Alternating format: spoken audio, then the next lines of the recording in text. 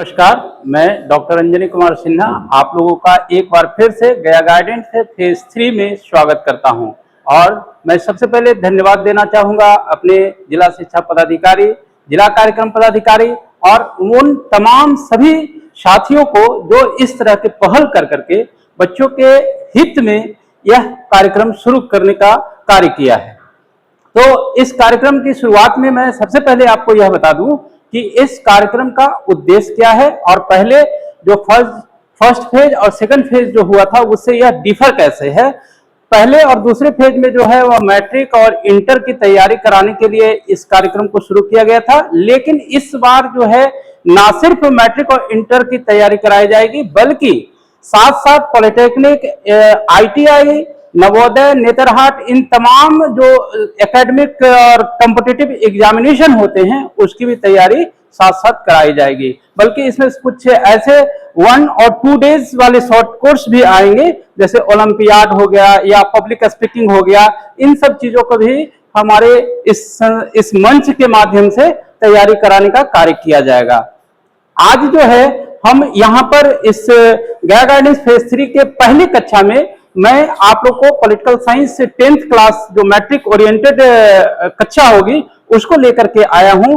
और इसको शुरू करने से पहले मैं बता दूं कि मैं एज ए हेडमास्टर यहाँ पर बजीरगंज ब्लॉक के अपग्रेडेड हाई स्कूल भगौसा में कार्यरत हूं। और मैंने इस 10th क्लास का फर्स्ट चैप्टर जो है उसको लेकर के यहाँ पर उपस्थित हुआ हूं। तो पहला चैप्टर जो है वह उसका नाम है लोकतंत्र में सत्ता की साझेदारी। और आगे बढ़ने से पहले मैं आपको जो बिहार सरकार का जो गाइडलाइंस है कि किस माह में कौन कौन सी कक्षाएं निर्धारित है उसको पहले मैं यहाँ पर एक बार आप लोग को दिखाना चाहूंगा कि 5 चैप्टर को कैसे जो है डिवाइडेशन किया हुआ है। पहले आप जानते हैं कि सत्ता की साझेदारी जो है वह 2 मंथ में चलेगी। मई और जून के बीच में जो है यह कार्य चलता रहेगा। जुलाई में दूसरा चैप्टर जो है वह शुरू करने का प्रावधान है, यह विद्यालय में है। लेकिन यहाँ पर जो है हम लोग जैसा इंस्ट्रक्शन दिया जाएगा, मैं उम्मीद करता हूं कि 15 से 20 कक्षा में यह सारा चीज जो है कंक्लूड कर दिया जाएगा। दूसरा चैप्टर में है सत्ता की साझेदारी की कार्यप्रणाली। तीसरा चैप्टर जो है उसमें हम लोग पढ़ेंगे लोकतंत्र में प्रतिस्पर्धा एवं संघर्ष। चौथा चैप्टर है लोकतंत्र की उपलब्धियां और 5वां चैप्टर जो है वह लोकतंत्र की चुनौतियां। आइए हम लोग देखते हैं कि इस चैप्टर में किन किन बिंदुओं पर जो है बात की जाएगी और इस चैप्टर को पढ़ने के बाद आपको किस किस चीज की समझ डेवलप हो पाएगी। तो देखते हैं कि सबसे पहले लोकतंत्र की अवधारणा और उसके बाद लोकतंत्र में द्वंद्व, लोकतांत्रिक व्यवस्थाओं में सामाजिक विभाजन के स्वरूप, सामाजिक भेदभाव एवं विविधता की उत्पत्ति, सामाजिक विभिन्नता और सामाजिक विभाजन में अंतर, जाति पर राजनीति का प्रभाव, सामाजिक विभाजन के 3 निर्धारक तत्व। बल्कि यह जो बिंदु है इससे डायरेक्ट सीधा प्रश्न बोर्ड की परीक्षाओं में पूछा जाता है।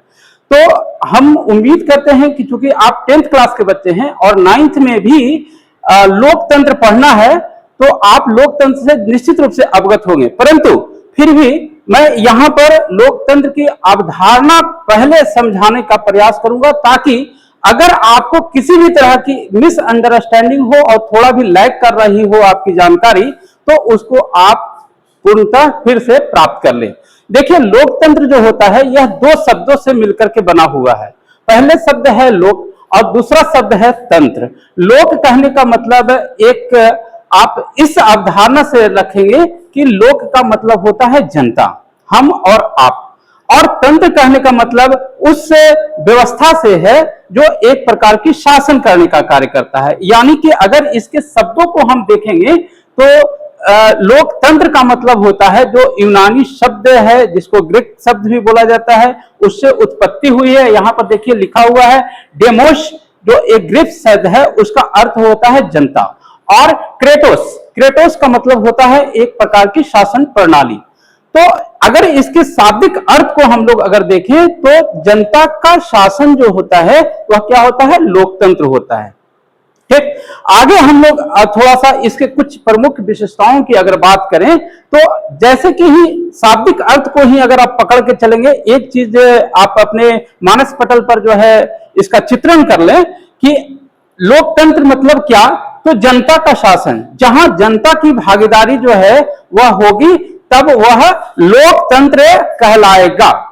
अब इसमें अगर जनता की भागीदारी कैसे होती है, यह हम लोग को समझना है कि एक निश्चित अंतराल पे लोकतांत्रिक जो भी व्यवस्था जिस देश में होती है, वहां पर हम लोग यह देखते हैं कि एक निश्चित अवधि पर क्या होता है, तो इलेक्शन होता है, और उस इलेक्शन के माध्यम से आम जनता जो होती है वह वहां पर अपना मतदान करती है और एक नए रिप्रेजेंटेटिव का भी चयन कर सकती है, और जो पहले से बहाल होते हैं उसको भी वापस पुनः ला सकती है। यानी कि सभी लोगों को वोट करने का अधिकार होता है, और इसके माध्यम से जो है वह इसमें अपनी सहभागिता सुनिश्चित करते हैं। दूसरी जो इसकी बहुत बड़ी विशेषता होती है, इसमें लोगों को समानता की जो है जानकारी दी जाती है, समानता का जो है उपलब्ध कराया जाता है, लोगों को बराबर अवसर दिए जाते हैं।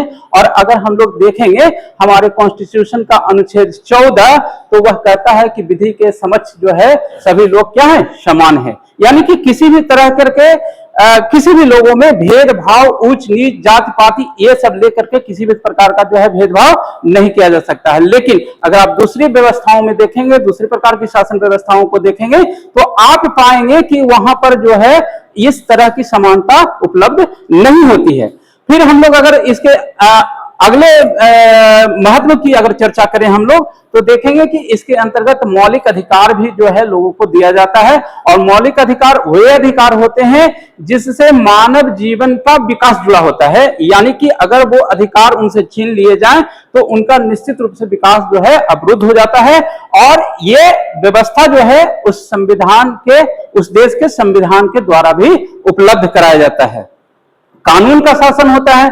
लोकतांत्रिक व्यवस्था के अंतर्गत अगर कानून नहीं होगा तो फिर वह लोकतांत्रिक व्यवस्था नहीं होगी। और अन्य जो मैं आगे चल करके उदाहरण भी दूंगा आपको कि कैसे जो है कुछ देशों में जो है वास्तविक लोकतांत्रिक व्यवस्था है, जबकि कुछ देशों में जो है कहने को तो लोकतंत्र है, लेकिन वहां पर वास्तविक लोकतंत्र जो है वह 100% नहीं उपलब्ध है। यहाँ पर एक बहुत ही फेमस जो है कोटेशन दिया हुआ है अब्राहम लिंकन का, और यह परीक्षा में डायरेक्ट पूछा जाता है कि ये कोटेशन किसने दिया है। लोकतंत्र जो है वह जनता का है, जनता के लिए है और जनता के द्वारा